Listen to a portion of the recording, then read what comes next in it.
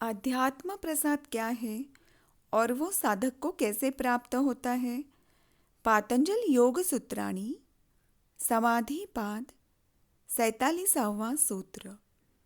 निर्विचार वैशारद्ये अध्यात्म प्रसादः।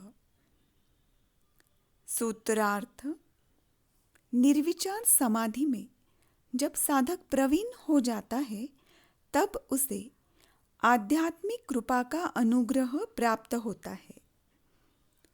भावार्थ: यहाँ पतंजलि निर्विचार समाधि से भी आगे की जो स्थिति है उसका वर्णन कर रहे हैं। जब निर्विचार समाधि या सबीज समाधि में साधना करके साधक प्रवीणता प्राप्त करता है तब उसके अंतःकरण में अध्यात्म का प्रसाद, आत्म साक्षात्कार की अनुभूति होती है और इसे ही आत्म अनुभूति कहा गया है। तो यहाँ पतंजलि संकेत करते हैं कि जब चित्त निर्विचार अवस्था में स्थित होता है तब वह बाहरी वस्तुओं से मुक्त होता है। शरीर अथवा स्थूल सूक्ष्म आलंबनों से भी मुक्त हो जाता है। उसमें कोई भी विचार नहीं है, विकार नहीं है, सभी वृत्तियों से वो मुक्त है।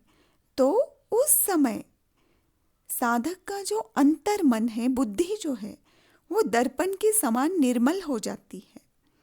तो वहाँ आत्म तत्व का प्रकाश प्रकट हो जाता है। तो यहाँ पतंजलि यह संकेत करते हैं कि निरंतर साधना से जो भी हमारा चित्त चंद्र नाड़ी या सूर्य नाड़ी में रहता है वो सुषुम्ना मार्ग प्रशस्त करता है, मीन्स मध्य नाड़ी में आता है। और ऊर्जा का जो प्रवाह हमेशा अधोगामी रहता है वो ऊर्ध्वगामी होकर तालु तक पहुंचता है। इसे ही ब्रह्मरंध्र सहस्त्रार बोला गया है। तो इस अवस्था में आंतरिक चेतना बाह्य चेतना शक्ति से जुड़ जाती है और यही जुड़ना वास्तविक उत्तर साधक को प्रदान करता है कि मैं कौन हूँ। इसका अनुभव ही प्रसाद या अनुग्रह कहलाता है। तो इस स्थिति में आत्मा और ब्रह्मांड में विद्यमान परम आत्मा जो चेतना शक्ति है,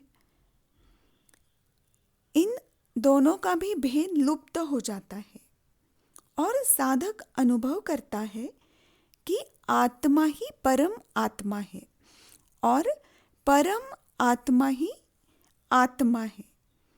तो यही स्थिति कैवल्य मुक्ति की स्थिति कही जाती है जो योग का परम उद्देश्य है।